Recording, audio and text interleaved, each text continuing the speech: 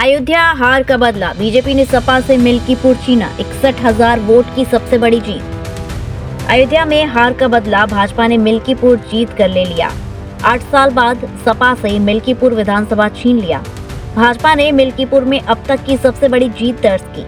भाजपा प्रत्याशी चंद्रभानु पासवान ने सपा प्रत्याशी अजीत प्रसाद को 61,636 वोट से हराया। ये इस सीट के इतिहास की सबसे बड़ी जीत है। इससे पहले 2012 में 39,237 वोट से अवधेश प्रसाद जीते थे। उपचुनाव में चंद्रभानु पासवान को 1,46,291 जबकि अजीत प्रसाद को 84,655 वोट मिले। सपा प्रत्याशी और अयोध्या सांसद के बेटे अजीत प्रसाद अपने ही बूथ से हार गए। लोकसभा चुनाव में मिल्कीपुर विधानसभा में भाजपा को सपा से 7,000 वोट कम मिले थे। 8 महीने में ही भाजपा ने बाजी पलट दी। तीसरे नंबर पर आजाद समाज पार्टी के प्रत्याशी सूरज चौधरी रहे हैं। उन्हें 5,457 वोट मिले हैं। मिल्कीपुर में भाजपा पहले राउंड से ही बढ़त बनाए हुए थी, वह आखिरी तक जारी रही। एक भी बार सपा आगे नहीं निकल पाई। वहीं कृषि मंत्री सूर्य प्रताप शाही, पूर्व विधायक इंद्र प्रताप तिवारी उर्फ खब्बू और भाजपा के वरिष्ठ नेताओं कार्यकर्ताओं ने एक दूसरे को मिठाई खिलाकर जीत की बधाई दी। उन्होंने कहा कि ये जीत प्रधानमंत्री मोदी और मुख्यमंत्री योगी की नीतियों की जीत है। अयोध्या के प्रभारी मंत्री सूर्य प्रताप शाही ने कहा कि मिल्कीपुर की जनता ने ऐतिहासिक मतदान किया। ऐतिहासिक जीत के लिए जनता को बधाई और आभार। उन्होंने जनता से कहा कि आस्था से खिलवाड़ करेगा उसे मटिया गेट कर देंगे। इस नाते दिल्ली और मिल्कीपुर की जनता ने कमल खिलाए।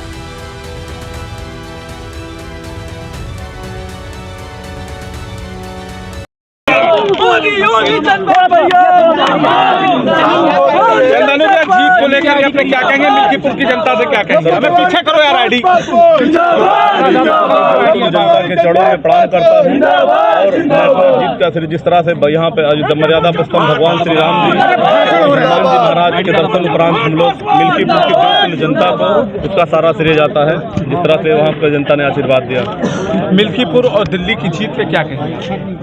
मिल्कीपुर की देवतुल्य जनता ने जिस तरह से और दिल्ली के मतदाताओं ने जिस तरह से आशीर्वाद दिया है भारतीय जनता पार्टी के पक्ष में, ये बहुत ही सराहनीय योग्य है और मिल्कीपुर की जनता का हम लोग बहुत बहुत आभार व्यक्त करते हैं। धन्यवाद। मैं ये शानदार जीत के लिए मिल्कीपुर जनपद अयोध्या के सभी देवतुल्य मतदाताओं को इसका श्रेय देता हूं और उनको आभार प्रकट करता हूं। भारतीय जनता पार्टी की ओर से उनको धन्यवाद ज्ञापित करता हूं कि उन्होंने अयोध्या का मान सम्मान रखते हुए प्रधानमंत्री नरेंद्र मोदी जी और उत्तर प्रदेश के मुख्यमंत्री योगी आदित्यनाथ जी के द्वारा गरीब कल्याण के और विकास के जो कार्यक्रम चलाए जा रहे थे उनको उनके ऊपर उन्होंने भरोसा जताया है, विश्वास जताई है।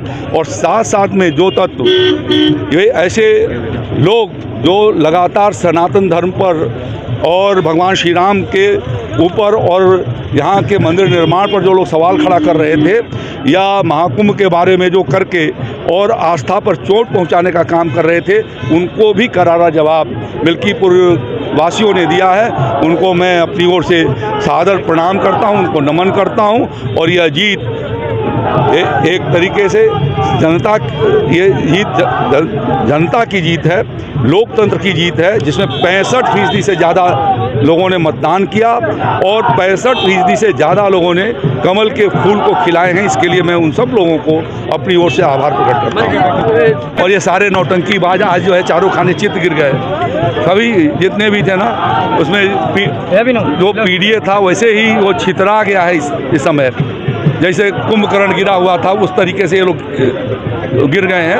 और इनको समझना चाहिए कि जनता के खिलाफ बोलेंगे, उनके आस्था पर चोट पहुंचाएंगे तो जनता वैसे ही सबक उनको सिखाने वाली है। विधानसभा में भी आपकी बहुत अहम भूमिका रही है और मिल्कीपुर उपचुनाव में भी आपकी बहुत अहम भूमिका रही है।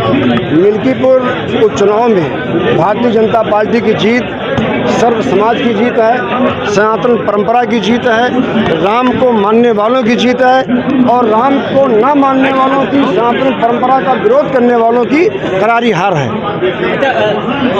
अभी भी जीत का उतना वो कह रहे हैं कि 35 वर्ष जीत चुके हैं। नहीं, काउंटिंग शुरू होने के बाद नहीं कह रहे होंगे। काउंटिंग शुरू होने के पहले वो कह रहे होंगे, अब नहीं कह रहे होंगे। काउंटिंग के बाद कह रहे हैं। क्या कह रहे हैं? हम जीत गए हैं। अच्छा, ऐसा है।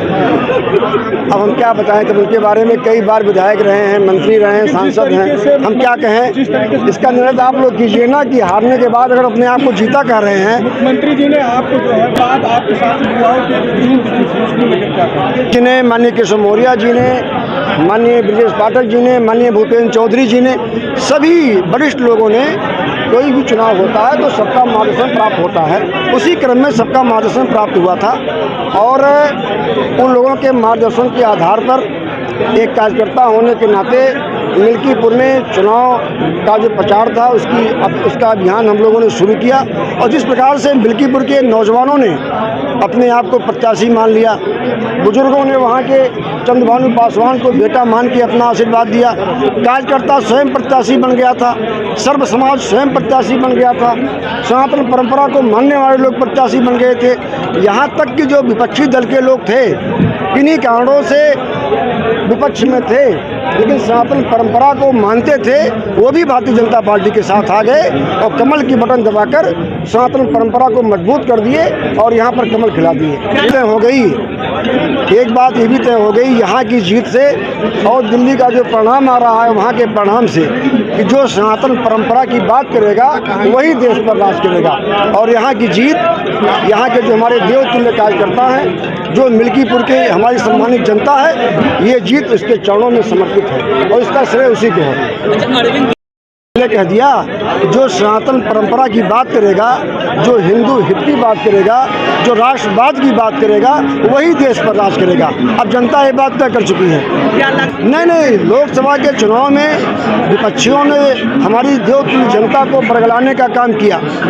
अयोध्या की ही नहीं, पूरे देश की जनता अब जाग गई है और उन्होंने तय कर लिया है कि जो सनातन परंपरा को आगे बढ़ाएगा, जो हिंदुत्व की बात करेगा, जो भारतीय संस्कृति को आगे बढ़ाएगा, वही इस देश का शासक होगा। उसी को यहाँ की जनता मतदान करेगी और उसी के साथ रहेगी।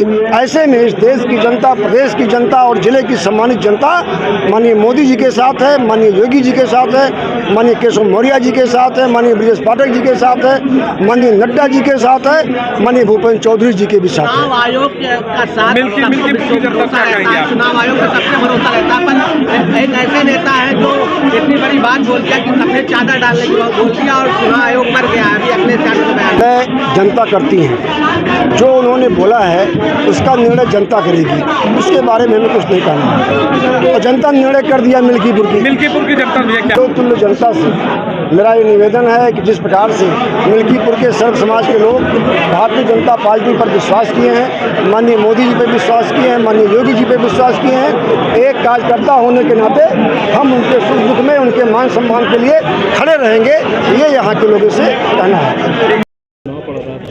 मिल्कीपुर का उपचुनाव भगवान राम की नगरी अयोध्या धाम में हुए विकास के कार्य को देखते हुए मिल्कीपुर के उपचुनाव जो अयोध्या 2 के नाम पर चुनाव हुआ और वहाँ की आवाम ने, देवतुल्य जनता ने चंद्रभानु पासवान जैसे सेवक को अपने बीच में पा करके एक अहंकारी राजा के अहंकार का दमन कर दिया और चंद्रभानु पासवान को सेवक के रूप में पा करके अपने बेटे को, अपने भाई को विधायक बना करके उस सदन में भेजने का काम किया जहाँ योगी और मोदी जी का सम्मान बढ़ने का काम हुआ है। चूँकि पूर्व में 2024 में जो चुनाव हुआ था लोकसभा के, कहीं ना कहीं उसमें हमारे लोग थोड़ा गुमराह हो गए थे, जो अब अपना पूरा ध्यान केंद्रित करके विकास और आपसी भाईचारा को देखते हुए सबका साथ, सबका विकास, सबका सम्मान के तर्ज पर काम करते हुए अयोध्या में ऐतिहासिक जीत दर्ज कराने का काम किया, जिसमें हमारा चौरसिया समाज 32,000 वोटर बहुत महत्वपूर्ण भूमिका निभाया है और 90% चौरसिया समाज के लोगों को हम लोगों ने जोड़ करके भारतीय जनता पार्टी के खामे में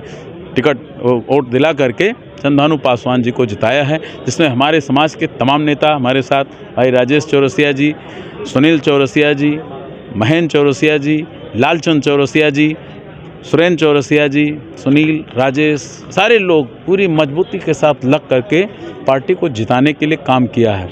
हम लोग पूरी ईमानदारी से 9 बजे सुबह से लेकर 11 बजे रात तक अपने प्रत्याशी को जिताने के लिए घर घर संपर्क किया, गांव-गांव संपर्क किया और सबको उसके बारे में बता करके जिताने का काम किया। 2022 में हम लोगों ने अवधेश प्रसाद जी को उसी मिल्कीपुर से विधायक बनाने का काम किया था। उस समय मैं समाजवादी पार्टी का प्रदेश सचिव था।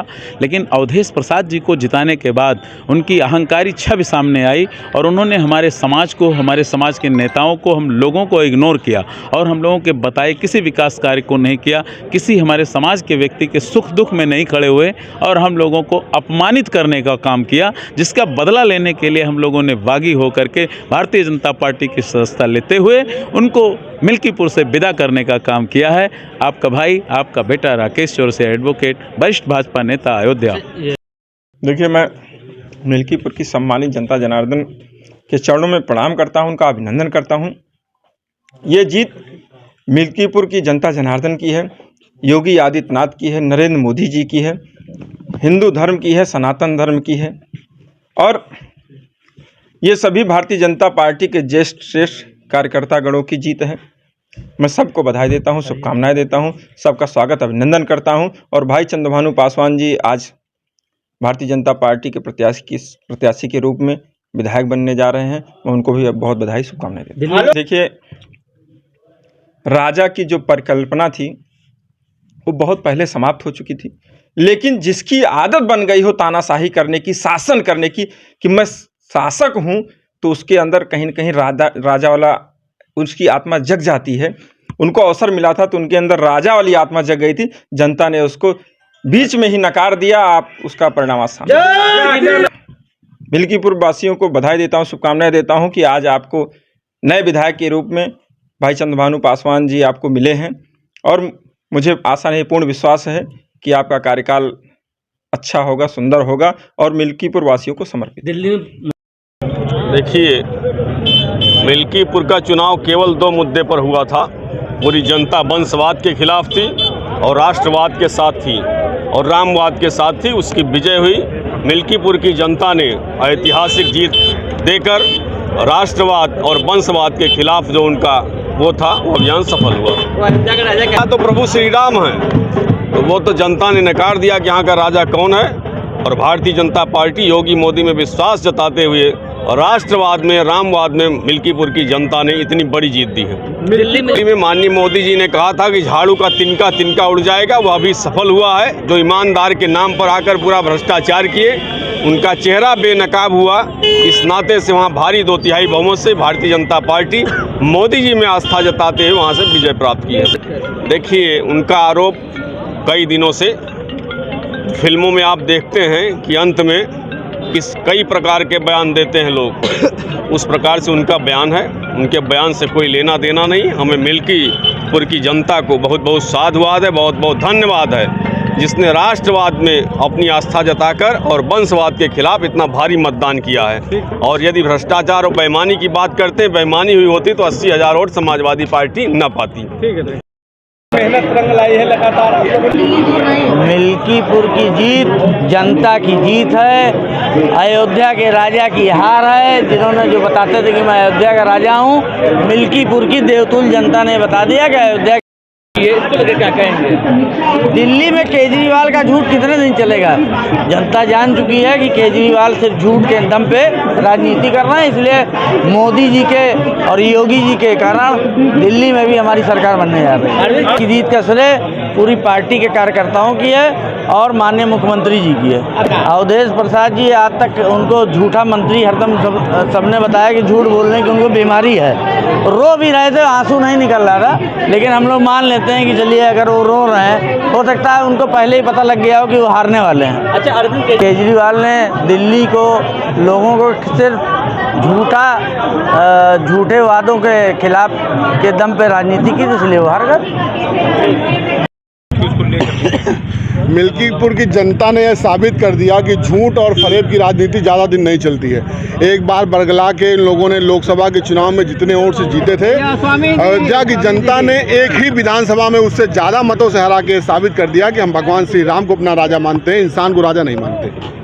क्या कहेंगे? कि जनता का हम लोग धन्यवाद देना चाहते हैं कि हम लोग का मान सम्मान जो चला गया था, उसको मान सम्मान हमारा वापस आया। इसलिए मिल्कीपुर की जनता को हाथ जोड़ के उनके चरणों में आभार, धन्यवाद। जो दावा करते थे अयोध्या के राजा तो भगवान हो सकते हैं, कोई इंसान नहीं हो सकता है। और जनता ने उनको दिखा दिया, उनके घड़ियालू आंसू को, उनकी कला को, उनके छजन को जनता ने बता दिया कि ये भगवान की धरती है, प्रभु श्री राम की धरती है। कोई यहाँ पे संसद में जाके दिल्ली में बदनाम नहीं करेगा कि अयोध्या का राजा कौन होगा। ये मोदी जी का और योगी जी का जादू चल रहा है। ऐसे पुरुष युग गार्डन में कभी कभी जन्म लेते हैं जो योगी जी और मोदी जी ने लिया है।